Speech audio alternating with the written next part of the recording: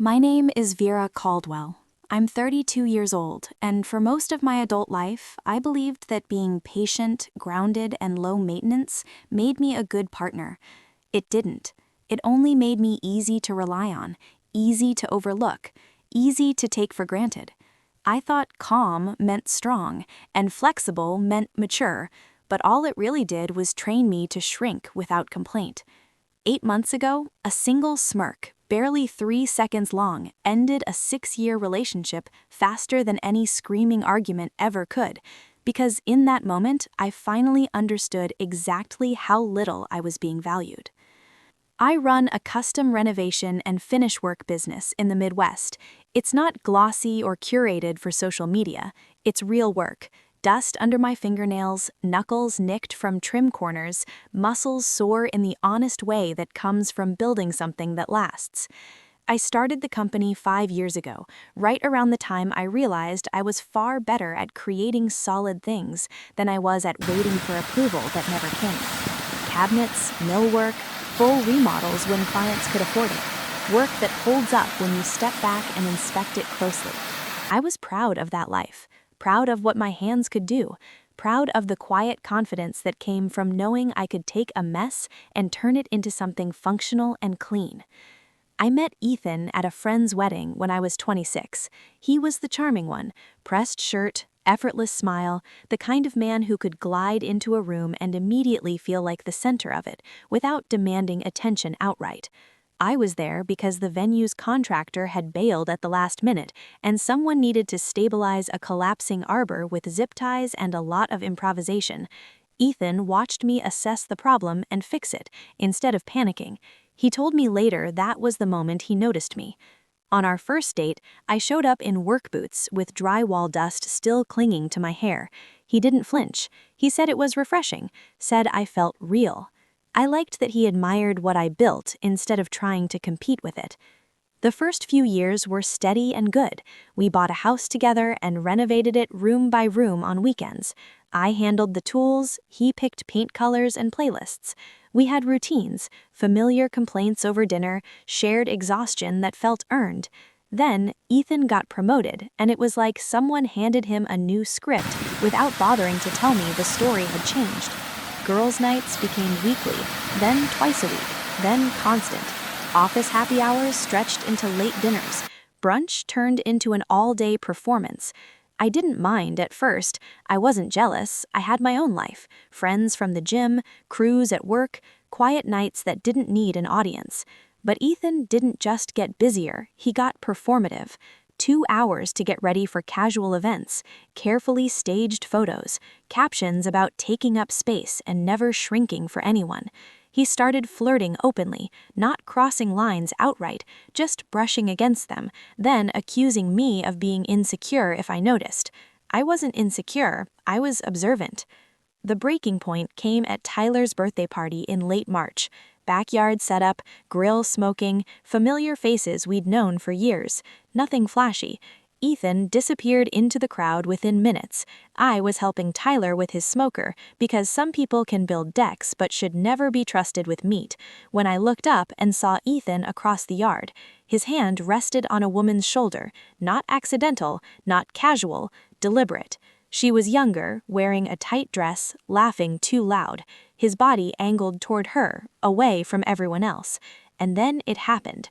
Our eyes met, and he smirked. Not embarrassed, not guilty, amused, like I was the joke. I set my drink down and walked across the yard without rushing. No scene, just certainty. "We're leaving," I said. He laughed lightly and told me to relax, that he was just having fun. I reminded him it was Tyler's birthday, not his audition. His smile tightened. I told him I was leaving in 60 seconds, that he could come with me or find his own ride. I didn't wait for an answer. I drove home alone. That walk across the yard was the first time I chose myself, without explaining or apologizing, and I didn't yet realize it was the first step toward the cleanest ending of my life. Ethan came home about 25 minutes later. I didn't look out the window or rehearse speeches. I stood at the kitchen sink washing the smoke smell from my hands, staring into the dark glass like it might explain how someone stays calm while their relationship splits cleanly in two.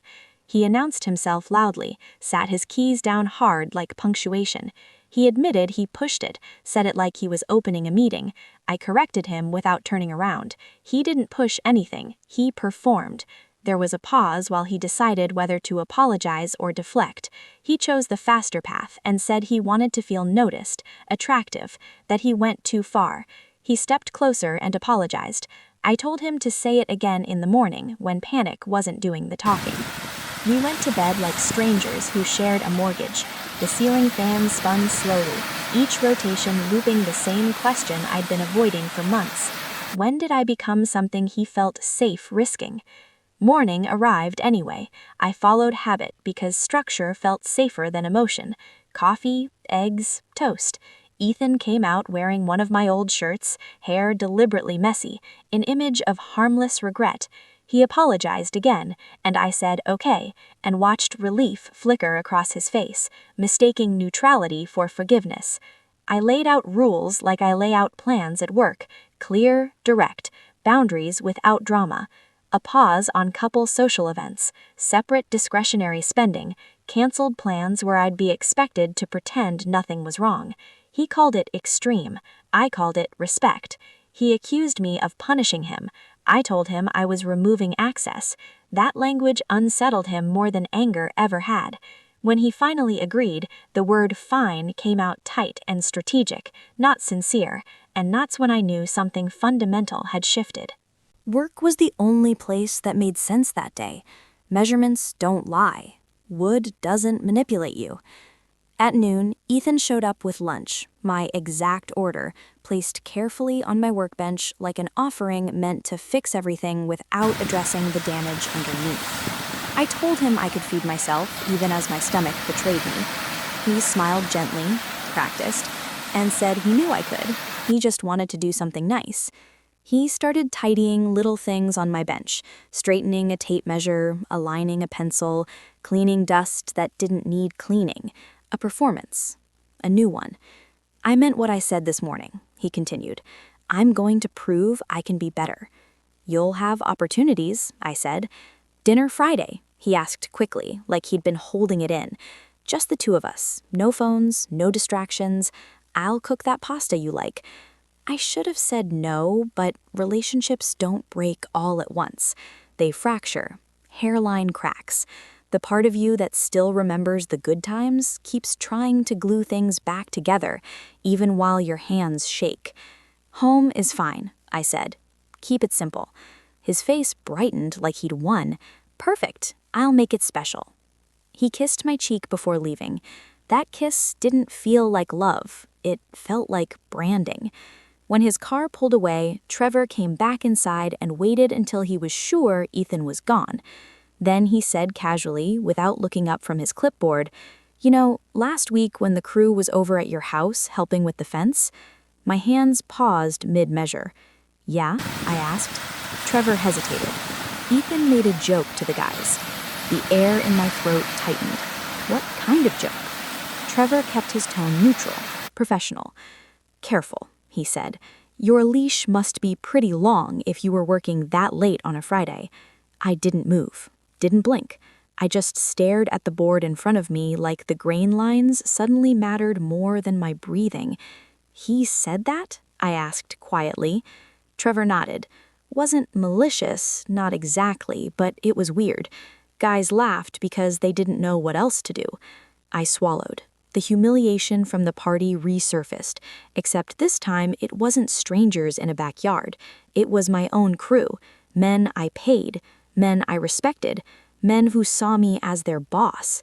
And Ethan had reduced me to a joke about control, a leash. I forced a slow inhale. "Thanks for telling me." Trevor nodded once. "Just thought you should know."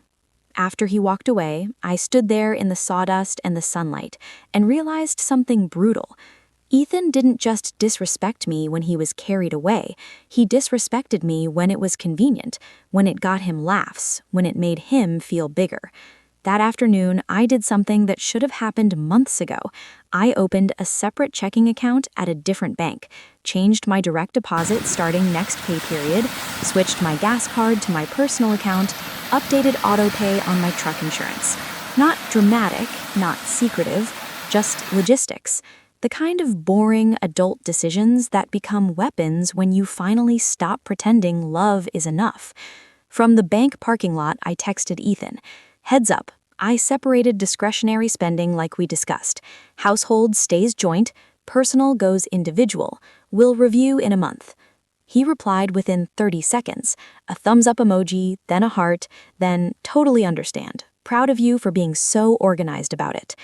I stared at the screen. That was the first major red flag because in 6 years, Ethan had never once complimented me for being organized. He used to call me rigid, too structured, boring. Now he was proud. That wasn't growth, that was adaptation. That evening, around 5, my phone rang. Ethan. Hey, he said, voice light. So Megan invited me to a housewarming thing tonight across town. Tonight's totally empty on my calendar. You mind if I go? I gripped the phone a little tighter, not because I was angry, because I could hear the test embedded in the question. He wasn't asking permission, he was checking how far the boundary stretched. Do whatever you want, I said, keeping my tone neutral. I'm heading to Jason's garage to help him rebuild a transmission. I'll be late too. He sounded relieved. Okay, cool, so we're good. We're clear, I corrected. He laughed like it was the same thing. Right. Clear. Love you. He hung up. I stared at my workbench for a long moment, and for the first time, I wondered if Ethan wasn't changing at all, if he was just learning a cleaner way to keep doing the same thing. Later that night, while my hands were covered in grease and Jason's radio played classic rock too quietly to drown out thoughts, my phone buzzed. A text from Ethan. Be home by 10. Promise. Love you. I typed back, be safe, and set my phone face down, because promise means nothing to someone who thinks respect is optional, and I was starting to feel deep in my bones that Ethan didn't fear losing me, he feared losing the version of me that stayed. 3 weeks passed. On the surface, things looked stable. Not warm, not intimate, but operational, like a ceasefire where both sides were tired and pretended it meant peace. Ethan came home when he said he would. He cooked dinner once, asked about my day in a way that sounded rehearsed but adequate. He stopped making jokes about me in public, at least where I could hear. And that was the problem. Everything he did felt measured, like he was following instructions, not changing behavior. I wanted to believe we'd turned a corner, that the boundaries had done what they were supposed to, reset respect, force reflection, rebuild something sturdier than charm. That hope was my mistake. It was a Thursday night in mid-April. I was at the shop late, finishing trim on a custom bookshelf for a client who'd already paid a deposit and expected perfection. The wood grain had fought me all day, and I refused to rush the last cuts. Some things are ruined forever if you force them. Around 7:30 p.m., my phone buzzed on the workbench. Ethan. Going out with some girls from work. Don't wait up. Normal enough. I wiped my hands and typed back, sounds good. Have fun. Be safe. An hour and a half later, another buzz. Ethan's staying out later than I thought. Don't call me. Probably won't hear it anyway. The phrasing gave me pause. Not, my phone will be on silent. Not, I might not answer. Just, don't call me. Still, I let it go. People get careless with words. I'd been giving him the benefit of the doubt for months. One more time wouldn't kill me. Then at 9:43 p.m., my phone lit up again. This time, the message didn't blink away when I glanced at it. It sat there, solid, intentional, impossible to misread. Ethan, I'm not your property. Vera, I'll be late. Don't call. I stared at the screen. Read it once, twice, a third time, slowly. Like maybe the words would rearrange themselves into something less final if I looked hard enough. They didn't. Something in my chest went completely cold. Not hot, not angry, clear. Like the moment you realize a structure is unsalvageable, not because of one crack, but because the foundation was never poured correctly to begin with. I didn't cry, I didn't pace, I didn't call anyone. I set my phone down on the workbench and leaned both hands against the wood, breathing in the familiar smell of sawdust and oil. Property. That word told me everything. Because no one who respects you feels the need to declare independence from something you never tried to own. I picked up my phone and typed back. No drafts, no hesitation. Me. You're absolutely right. I'm not your owner and I'm not your partner anymore. Don't come home tonight. I hit send. Then I turned my phone face down and went back to sanding the bookshelf. 10 minutes later, my phone started vibrating like it was possessed. Call after call after call. I didn't look at the screen at first, just let it buzz against the wood. When I finally checked, there were 27 missed calls in under 15 minutes. Voicemails stacking faster than I could count. Texts flooding in. Vera, what do you mean? Answer your phone right now. This isn't funny, please. I didn't mean it like that. You can't be serious. I'm sorry. I switched the phone to silent, not because I was angry, because the conversation was already over. The power sander was louder than his panic, and I preferred it that way. By the time I finished the bookshelf around 11 p.m., every decision that mattered had already been made. I wasn't reacting, I was executing. There's a massive difference between ending something in emotion and ending it in clarity. This was the second one. Friday morning, 8 a.m. sharp, I made my first call. Richard, I said when my lawyer answered, I need an appointment today. Personal matter, separation. He paused. Today? Yes. I have 3 o'clock. I'll be there. Second call, a locksmith. I need all my locks changed today, I said. Every single one. How soon? 2 p.m. I can do 2. Book it. Third stop, the bank. I opened a brand new account at a completely different institution, transferred exactly half of our joint savings. Not $1 more, not $1 less. Changed my direct deposit, moved my emergency fund, updated my insurance beneficiaries, closed the joint credit card. Clean, mathematical, fair. I called my mother next. She deserved to hear it from me before the gossip reached her. Mom, I said, Ethan and I are done. Separation papers are being filed today. There was a long pause. You sound calm, she said carefully. I am. That worries me more than if you were screaming. I almost smiled. This isn't a reaction, it's a decision. Another pause, then softly. Do you need anything? No, I just wanted you to know. At noon, I started packing Ethan's essentials. Not everything, just what he needed immediately. Clothes, toiletries, laptop, chargers, the expensive hair products he ordered online. I left his watch collection and personal gifts untouched. I'm not a thief. 4 boxes, neatly labeled, stacked in the living room like a quiet statement. At exactly 2 p.m., the locksmith arrived. He worked efficiently. Front door, back door, side gate, garage, even the shop entrance. When he handed me the new keys, he asked, Trouble at home? Was trouble, I said. Now it's geometry. He blinked. Geometry? Clean lines? I explained. No curves. He laughed once, uncertain. Good luck. By 3 p.m., I was sitting in my lawyer's office filling out preliminary separation paperwork without hesitation. Name, address, date of relationship, assets, debts. No second guessing, no bargaining. On the way home, I stopped for coffee and sent Ethan one single email from a new address I'd created just for this. Your essential belongings are boxed and available for pickup. Saturday, 10 a.m. to noon, or Sunday, 2 to 4 p.m. Reply only to this email for logistics. Do not call my phone. Do not come to the house outside these windows. Then I blocked his number. My phone still lit up all evening. Blocked calls don't stop attempts, but I didn't answer a single one. Around 8 p.m., Sophie texted, "Vera, are you home? Ethan's calling me, freaking out. Please call me back." I replied, "I'm fine. I made a decision. I'll explain later, not tonight." That was the last explanation I gave anyone, because when someone tells you in plain language that they don't see you as a partner, the only honest response is to stop acting like one. The quiet after someone leaves is different when you choose it. It doesn't echo, it doesn't ache, it settles.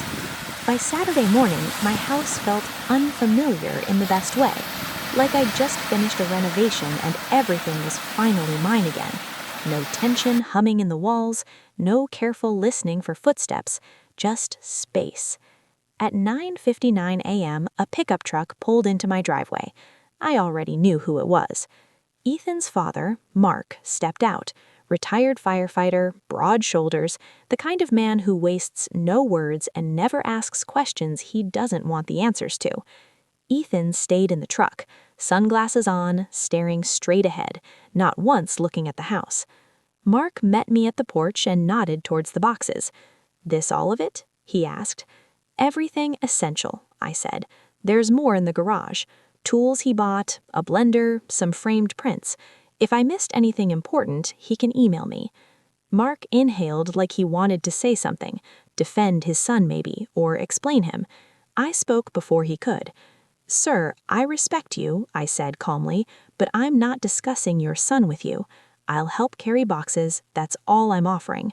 He studied my face for a long moment, then nodded once. "Fair." We loaded the truck in silence. Ethan never moved, never flinched, never looked. When the last box was secured, Mark extended his hand. "Good luck to you." I shook his firmly. "You too."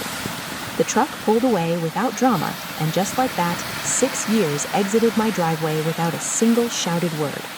The fallout came quietly. At first, Ethan emailed twice that afternoon, long messages, emotional, regret-heavy. I replied only to logistics, pickup times, inventory confirmations, nothing else. Then the calls started from unfamiliar numbers. Blocked. Work phone, blocked. Friends' phones, blocked. Blocking doesn't stop someone from trying, it just stops you from participating. By Monday, the tone shifted. The emails changed from apology to nostalgia, from nostalgia to bargaining, from bargaining to accusation. I didn't respond. 6 weeks later, the papers came back stamped and final. No ceremony, no tears, just signatures. The house stayed with me. I'd paid the down payment. Every mortgage payment had come from my business account. The math was clean. Savings split exactly 50-50. No kids, no pets, no shared ventures, just habits.